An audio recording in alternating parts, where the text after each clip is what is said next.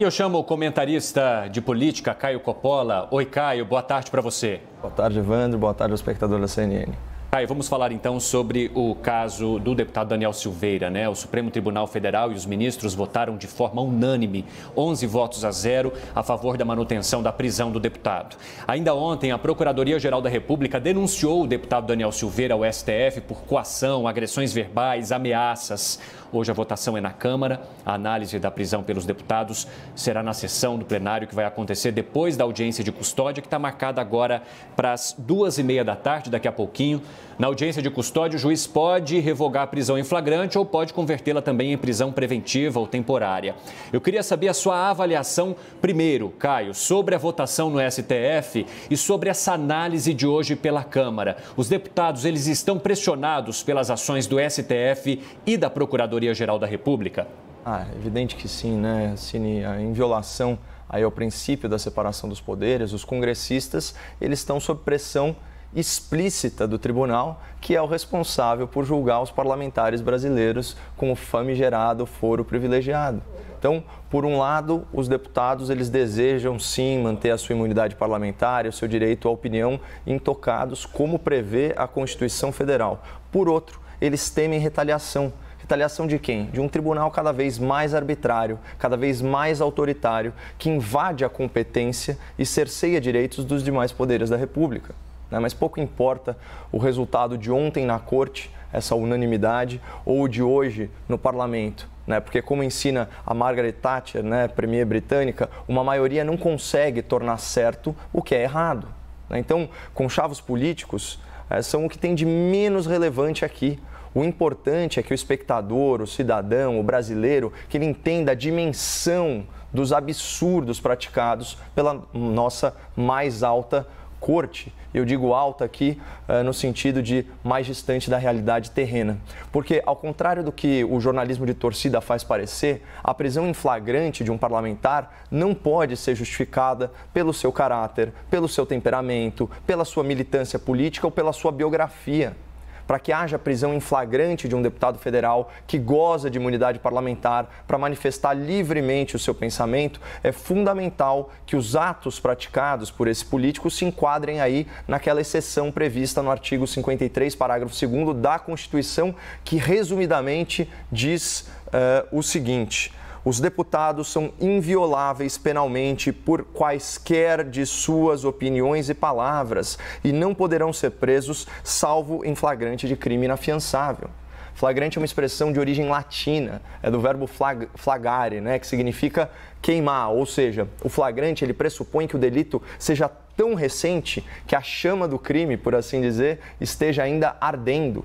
É por isso que até essa semana não existia no Brasil mandado de prisão em flagrante. Se a autoridade judicial teve tempo de tomar conhecimento do crime, então o flagrante ele já se exauriu, ele já virou cinzas. Então, dessa forma, é entendimento pacífico da doutrina que nos crimes de agressão verbal, o flagrante se exaure no momento em que a fala é proferida, E assim pensa o professor Tiago Bottino, que é coordenador e pesquisador da Fundação Getúlio Vargas, no Rio de Janeiro. Ele é pós-doutor pela Universidade de Colômbia e ele é atuante nas áreas de direito público, penal e constitucional. Então, vamos combinar que é um currículo acadêmico bem mais robusto que a maioria dos ministros do STF. E o que ele disse? Aspas, os crimes são instantâneos e se esgotam no momento em que a pessoa fala. Não é porque o vídeo está no ar que há uma continuidade na prática do crime. Pessoal, questão bem básica de lógica. A gravação de um crime praticado por meio de palavras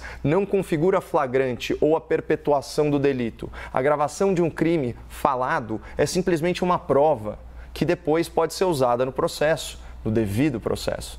Mas além do vídeo flagrante, o ministro Alexandre de Moraes, ele promoveu uma outra inovação bem arbitrária, não prevista na lei processual, descrita de forma bem didática pela Procuradora da República, a doutora Tameia Danelon. Ela disse o seguinte: durante uma investigação, o juiz não pode decretar a prisão de ofício, ou seja, sem que haja pedido do Ministério Público ou da polícia. A única possibilidade de decretação de ofício pelo juiz é na fase processual, quando já existe uma ação criminal. Então, vamos lembrar que esse inédito mandado de prisão em flagrante, ele foi expedido no âmbito do inquérito das fake news, que é uma investigação inconstitucional, sem objeto nem prazo definidos, que, aliás, vai completar 2 anos mês que vem, e que foi instaurada com base numa interpretação impossível, absurda, do artigo 43 do Regimento Interno do STF. E detalhe, a Procuradoria-Geral da República mandou arquivar o inquérito, tamanha a sua ilegalidade. Contudo, talvez por esse mesmo motivo, essa flagrante ilegalidade, ele permanece como instrumento de censura, como instrumento de perseguição política a serviço do nosso maior tribunal. Mas voltando aí às cinzas da Constituição, né, que foi queimada no plenário do STF nessa quarta-feira de cinzas. Mesmo sendo tão criativo, né, com a reinvenção do conceito de flagrante, a criação da prisão de ofício durante a investigação, o ministro Alexandre de Moraes, ele se deparou com outro grande desafio para impor a sua vontade sobre a lei. Prender um parlamentar em flagrante só é possível se o crime for inafiançável.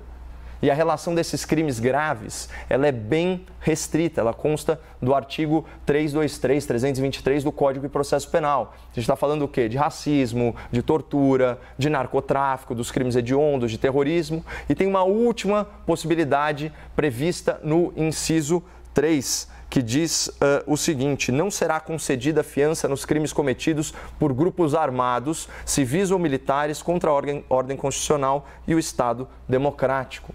É uma repetição do que diz a Constituição no artigo 5º, se não me engano, no inciso 44. Então, se o deputado preso não pertence a um grupo armado, como justificar que ele cometeu crime inafiançável? Fácil, fazendo o que o STF sempre faz, ignorando o texto literal, que fala expressamente em ação armada, e interpretando o dispositivo para contemplar a lei, a famigerada lei número 7.170 de 1983, que é a Lei de Segurança Nacional.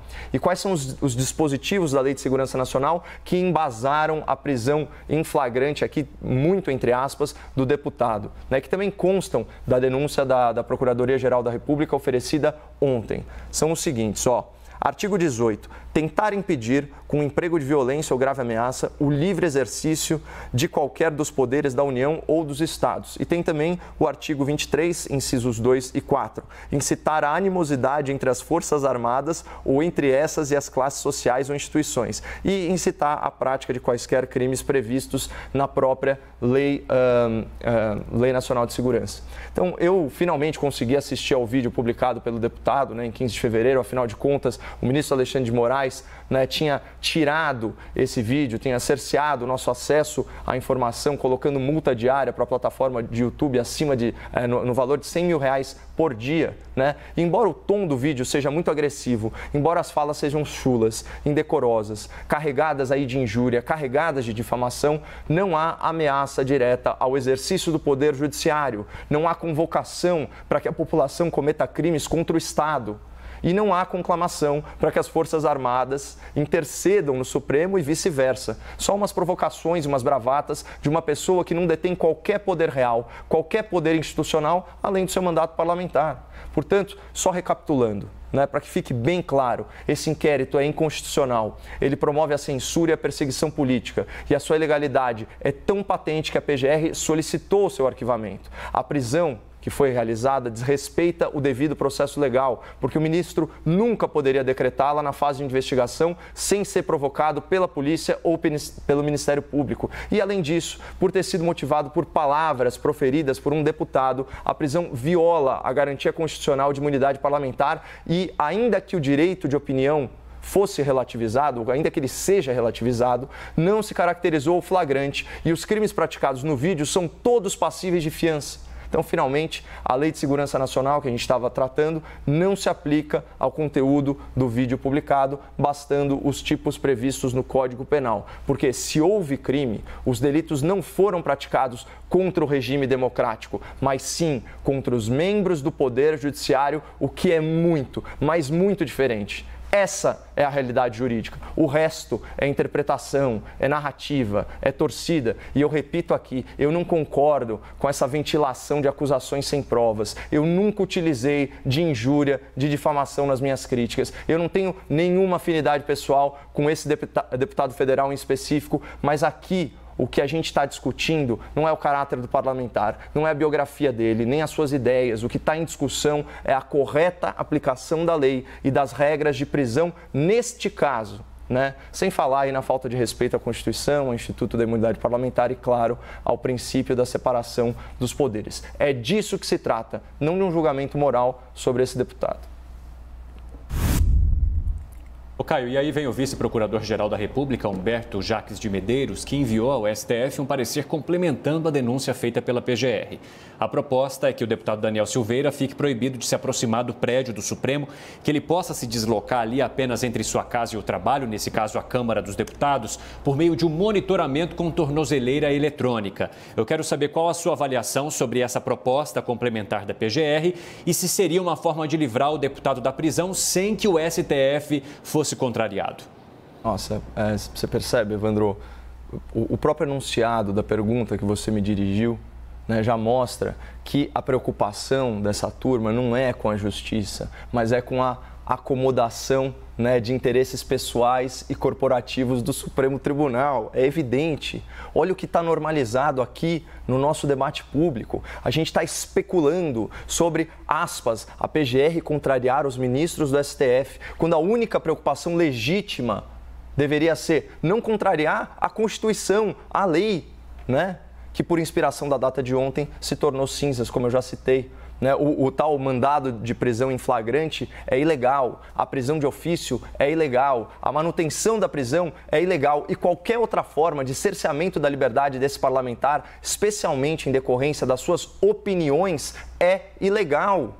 Então, querem prendê-lo? Então processem-no, aguardem o trânsito em julgado, conforme a jurisprudência bandidólatra do próprio STF, que proibiu, né, a prisão após julgamento em segunda instância. Então, esses acertos, essas combinações entre as autoridades que deveriam zelar pela estrita observância da lei, isso é uma vergonha escancarada, uma vergonha praticada à luz do dia, uma vergonha com cobertura jornalística.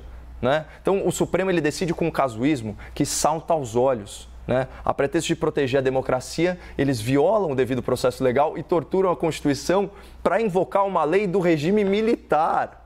Né? Essa é uma lei que eles consideram autoritária, que eles consideram anacrônica. E é como bem observou numa entrevista recente, o grande jurista e professor, doutor Modesto Carvalhosa. Ele disse o seguinte: é uma ironia dizer que o deputado atentou contra o regime democrático utilizando uma lei da ditadura. E olha só, eu não tinha observado isso, mas foi uma boa observação do professor. O Alexandre de Moraes estava tão envergonhado no seu despacho que ele não disse o nome da lei. É Lei de Segurança Nacional, para sua vergonha, ministro. E vejam qual que era a opinião da esquerda. Eu separei aqui da advocacia milionária e da elite judiciária sobre o uso dessa lei nas palavras do então vice-presidente da OAB de São Paulo, doutor Ricardo Santos Filho. Ele disse o seguinte em artigo: promulgada nos estertores do regime militar, como se for uma tentativa de continuidade do aparelho repressivo, a Lei de Segurança Nacional parecia esquecida, mas agora dá sinais de ser um esporo jurídico latente à espera das condições propícias para recobrar a sua malignidade, a sua perversidade, a sua maldade. E ele continua, artigo de 2019, a simples menção da possibilidade de reavivar a lei para enquadrar adversários políticos demonstra a imperdoável vacilação do universo jurídico e democrático em deixá-la vigente. Bom, o título desse artigo sobre a Lei de Segurança Nacional, para quem se interessar, é O Último Bastião do Entulho Autoritário. Portanto, até outro dia, as elites engravatadas do direito abominavam a Lei de Segurança Nacional, mas esse entendimento muda subitamente, drasticamente, quando eles enxergam a possibilidade de enquadrar os seus adversários políticos, especialmente os apoiadores do presidente da República. Né? E já que a gente está nessa pegada aí de escancarar a hipocrisia alheia, eu vou citar aqui o trecho de uma fala de terceiro que está circulando na internet. Diz o seguinte: tem que fechar o Supremo Tribunal Federal. Nós temos que evitar que gente como Roberto Barroso tenha o poder de ditar os rumos do processo eleitoral, da escolha popular e da democracia brasileira. Estou falando entre aspas, hein, pessoal? Não quero nenhum mandado de prisão em flagrante contra mim. Essa fala antidemocrática, pelos padrões do STF, foi proferida por um ex-parlamentar do Partido dos Trabalhadores, né, E esse ex-parlamentar é ex-presidente da OAB do Rio de Janeiro. Né?